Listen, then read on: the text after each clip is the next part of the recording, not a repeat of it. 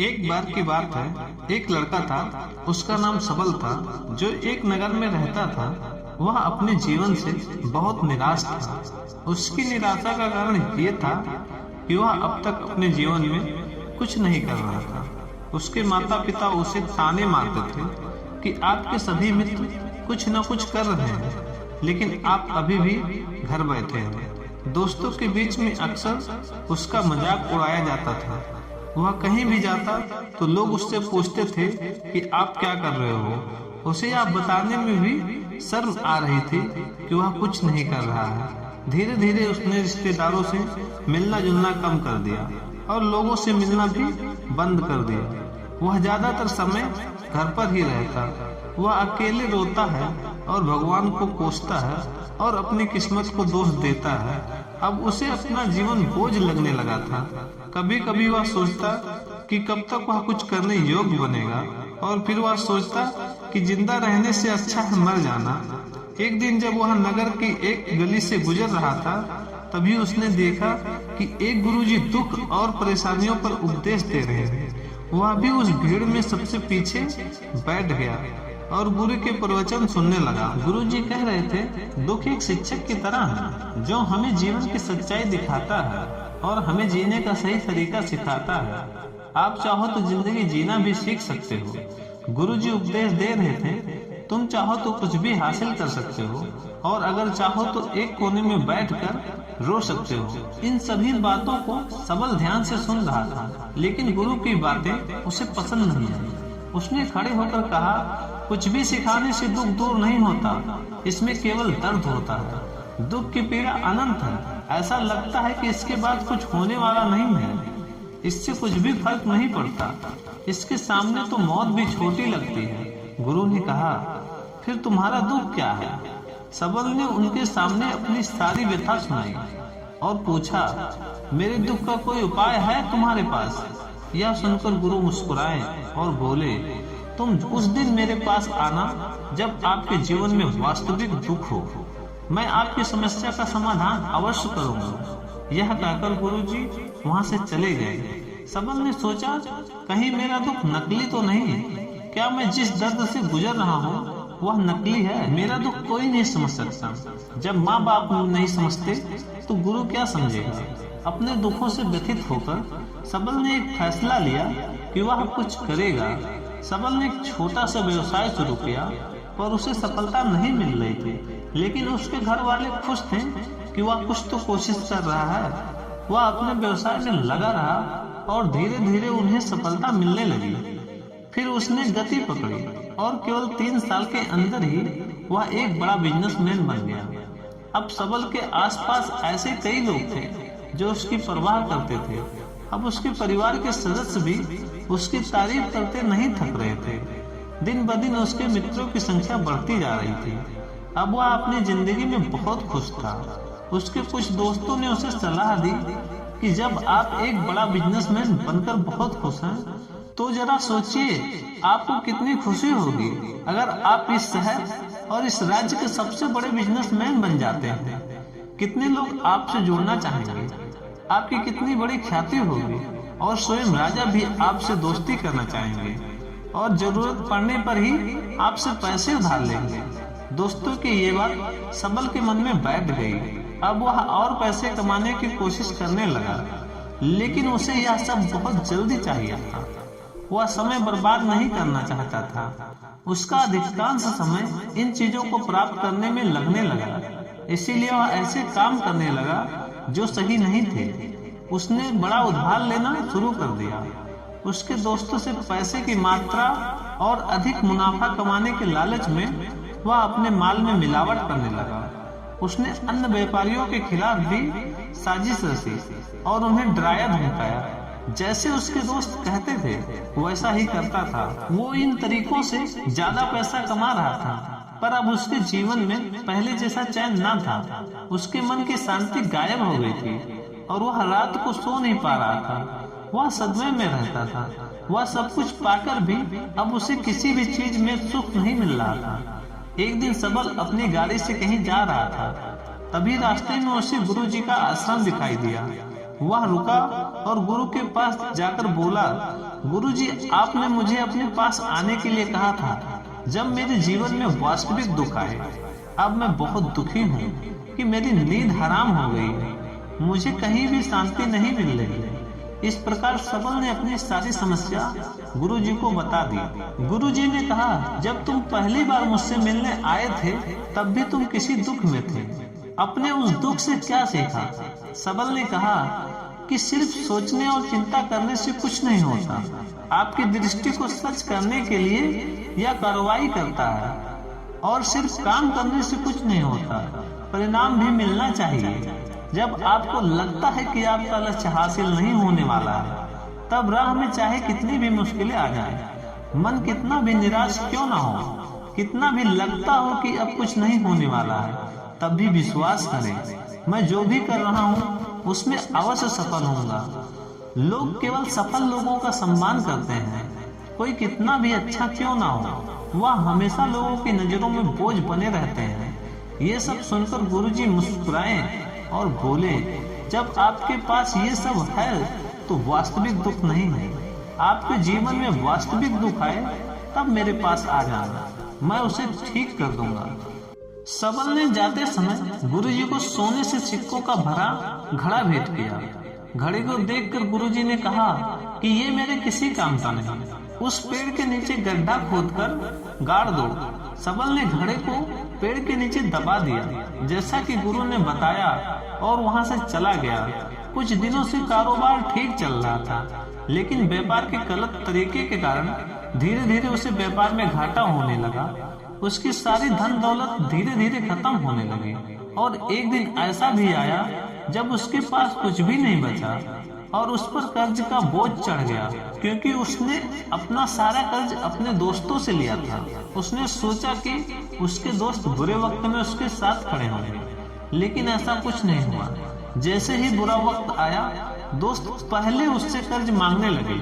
अगर उसने कर्ज नहीं लौटाया, उन्होंने उसे जान से मारने की धमकी भी दी। उसके सभी शुभचिंतक और प्रियजन उससे दूर हो गए। उसके दोस्त जो उसके साथ मस्ती किया करते थे, अब उससे दूर भाग रहे थे। उसका परिवार उसकी गलतियां और कमियां गिनने लगा। उसकी सारी संपत्ति नीलाम कर दी गई और उसके पास कुछ भी ना बचा। जब उसने अपने पिता से मदद मांगी, पिता ने कहा कि मेरे पास थोड़ी सी संपत्ति है, मैं तुम्हारी माँ को क्या कहूँगा? अगर मैं तुम्हें दे दूं, यह संपत्ति हमारा अंतिम उपाय है। सबल के मन में गहरा दुख छा गया। उसके आसपास कोई नहीं था जो उसके दुख को समझ सके, जो उसे संभाल सके। लोगों के इस विश्वासघात के कारण वह अंदर से टूट चुका था। वह सोचने लगा कि अब जीने का क्या मतलब, अब मौत ही मेरा सहारा है। वह आत्महत्या करने के लिए पहाड़ी पर जा रहा था, तब उसे याद आया कि उस गुरु ने मुझसे कहा था कि मेरे पास तब आना जब तुम्हारे जीवन में वास्तविक दुख हो। सबल गुरु के पास गया और अपनी सारी व्यथा सुनाई। आंखों में आंसू लिए उसने कहा, हे गुरुजी, मेरे दुखों का निवारण कीजिए। गुरु ने कहा, जब जीवन में असली दुख होता है तब मेरे पास आ जाना, मैं इसे जरूर ठीक करूंगा। सबल ने कहा कि ये क्या हो रहा है, मेरी जिंदगी में अभी दुख नहीं है, तो आखिर क्या असली दुख क्या है? गुरु ने उससे कहा कि पहले आप मुझे बताओ, अपने दुखों से आपने क्या सीखा? सबल ने कहा कि मैंने वह सीखा, जो लोग हमारे जीवन में आते हैं वह हमारी सफलता और प्रगति के कारण वो हमें धोखा जरूर देंगे, क्योंकि बुरे समय में वो हमारे साथ नहीं खड़े होंगे और वो अच्छे समय में ही हमारा फायदा उठाएंगे और बुरे समय में हमें छोड़ देंगे। उन लोगों पर ही भरोसा करें जो हमारे बुरे समय में हमारे साथ खड़े रहते हैं, लेकिन ऐसे लोग बहुत कम होते हैं जिन्हें उनकी सराहना करनी चाहिए, उनका अपमान नहीं करना चाहिए। मैंने कभी भी किसी के खिलाफ साजिश नहीं की। अपना काम ईमानदारी और धैर्य से करें और कभी भी लालची मत बने। अपने सारे दुख दर्द और अनुभव बयां करने के बाद सबल गुरुजी के सामने आंखों में आंसू लिए बैठ गया।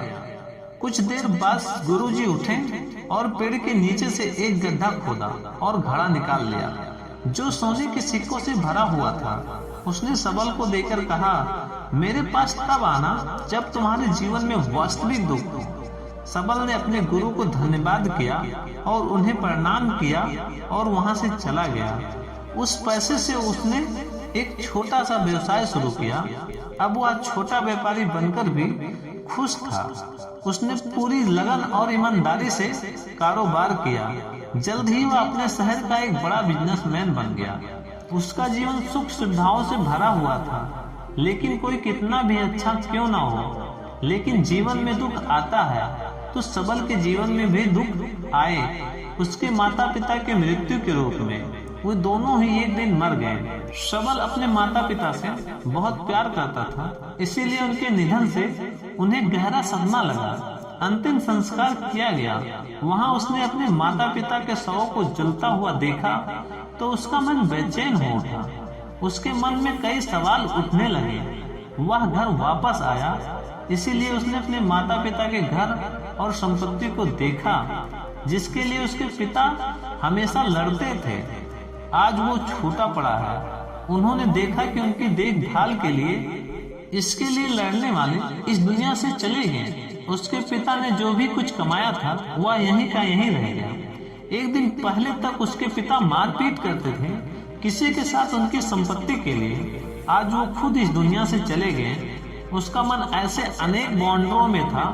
वह अंदर से अकेला और डरा हुआ महसूस कर रहा था। वह खाली महसूस कर रहा था। उसे लगा कि कुछ है जो वह समझ नहीं सका, इसीलिए वह गुरु के पास गया। उसे देख गुरु ने कहा, क्या जीवन में कोई दुख है?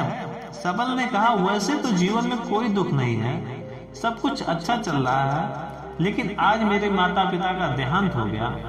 मैं इस घटना से बेहद दुखी और परेशान हूँ। गुरुजी ने कहा, इससे दुखी होने की क्या बात है?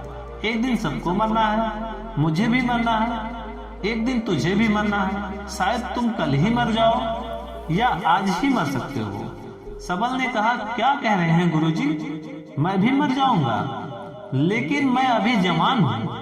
गुरु ने कहा कि सब जी रहे हैं इस भ्रम में कि मृत्यु केवल दूसरों को आती है, बड़ों के पास ही आती है, लेकिन जवान और बूढ़े भी मर जाते हैं, बच्चे मर जाते हैं। मौत का उम्र से कोई लेना देना नहीं है, यह सभी को प्रभावित करते हैं। गुरुजी की ये बातें सबल के मन में बैठ गई और वह चुपचाप चला गया। लेकिन उसका मन अभी भी बेचैन था। वह खाली महसूस कर रहा था। वह सारा दिन अपने बारे में ही सोचता रहा कि वह कौन है, वह इस दुनिया में क्यों आया है। क्या जीवन का लक्ष्य केवल चीजों को खाना और मरना ही है? ऐसे कई सवाल उसके दिमाग में लगातार उठ रहे थे, लेकिन उन्हें अपने किसी भी सवाल का जवाब नहीं मिला और उसका दुख दिन ब दिन बढ़ता ही जा रहा था। इसीलिए कुछ दिन बाद फिर वह गुरुजी के पास पहुंचा और बोला, हे गुरुजी, मैं बहुत दुखी हूँ क्योंकि मैं यह नहीं जान पा रहा हूँ कि मैं कौन हूँ और मैं इस दुनिया में क्यों आया हूँ। यह सुनकर गुरुजी मुस्कुराए और बोले, आज आपके जीवन में पहली बार वास्तविक दुख उत्पन्न हो गया है। यह वास्तव में दुख कहलाने के लायक है। हम नहीं जानते कि हम कौन हैं, हम क्यों आए और क्या करें, कैसे करना है। सबल ने अपने गुरु से कहा कि मेरी चिंता दूर करो। गुरु ने कहा कि हम सभी इंसान हैं, जीवन भर संग्रह करते रहते हैं। सबल ने कहा कि सभी इंसान जीवन भर धन, सम्मान, परिवार, प्रतिष्ठा, मित्र, शत्रु आदि जमा करते हैं। गुरु ने पूछा, क्या हम एकत्र की गई चीजों में से कुछ भी अपने साथ ले जा सकते हैं? सबल ने कहा, कोई भी इंसान अपने साथ कुछ नहीं ले जा सकता है, वह सिर्फ अकेला ही जाता है। मेरे माता पिता भी अपने साथ कुछ नहीं ले गए। सब कुछ धन संपत्ति, वैभव सब कुछ यहीं पर छोड़ कर गए। गुरु ने कहा, अब मेरी बात ध्यान से सुनो। इस संसार में हमें जो संग्रह करना चाहिए वह हम नहीं करते। चीजें हमारे सामने होती हैं, लेकिन हम उन्हें देखने की कोशिश भी नहीं करते हैं। हमें इस दुनिया में जो भी कुछ इकट्ठा करना है वह हम खुद हैं। हमें खुद को जुटाना होगा ताकि जब हम मरे तो हम एकजुट हो सकें। और खुद को पहचानने में सक्षम होने के लिए हम अंदर से बटे हुए हैं और समाधान खोजने का प्रयास करते रहते हैं। उन्हें अपना समाधान कभी नहीं मिलेगा, क्योंकि जिसे लोग दुख कहते हैं वह वास्तविक दुख नहीं है। यह सिर्फ एक आदमी की इच्छा है। उसकी इच्छा कभी पूरी नहीं होती, इसीलिए व्यक्ति को भी कभी अपने प्रश्नों का समाधान नहीं मिलता। इसीलिए इन सबसे परे यदि आप अपने दुखों का अंतिम समाधान चाहते हैं तो सबसे पहले खुद को समेटो, इस दुनिया से अपनी ऊर्जा वापस ले लो और इकट्ठा हो जाओ। अपने आप पर ध्यान केंद्रित करो, स्वयं पर ध्यान दो। अपनी मृत्यु से पहले अपने आप को जानने की कोशिश करो, बिखरो मत। सबल ने कहा, तो गुरुजी, क्या हम इस संसार को छोड़ दें? हमारी सभी इच्छाओं को मार देना चाहिए? किसी से प्रेम नहीं करना चाहिए? धन संग्रह नहीं करना चाहिए? सम्मान की आशा छोड़ देनी चाहिए? गुरु ने कहा, भावनाओं और इच्छाओं से ऐसे बिखरे हुए मनुष्य में से निकल जाओ जैसे कोई पत्थर पहाड़ से गिरे जिस पर पर्वत का कोई वश नहीं, सिवाय देखने के। परेशान होना और कुछ होना, वैसे ही बिखरे हुए मनुष्य की इच्छाएं बेकाबू और दर्दनाक हैं। उसका अनियंत्रित मन इच्छा करता रहता है और कल्पना करता रहता है और ये दुख देता है। लेकिन जब एक व्यक्ति अपने मन को एकत्र करता है, वह जो कुछ भी करता है वह उसके नियंत्रण में होता है। फिर उसकी इच्छाएं से इच्छाएं भी उत्पन्न होती है। सबल ने कहा, आपने मेरे असली दुख का समाधान कर दिया। आपका बहुत बहुत धन्यवाद। अब मैं खुद को समेटने, खुद को त्रासने की कोशिश करूंगा।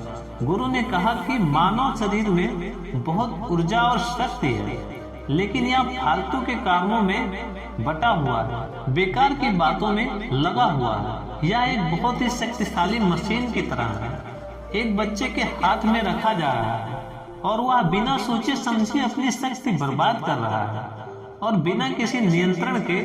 इसीलिए इस शक्ति पर ध्यान दें, अपनी चेतना और इसे इकट्ठा करें। सबल को अपने प्रश्नों का उत्तर मिल गया। उसने अपने गुरु को शुक्रिया अदा किया और वहां से चुपचाप चला गया।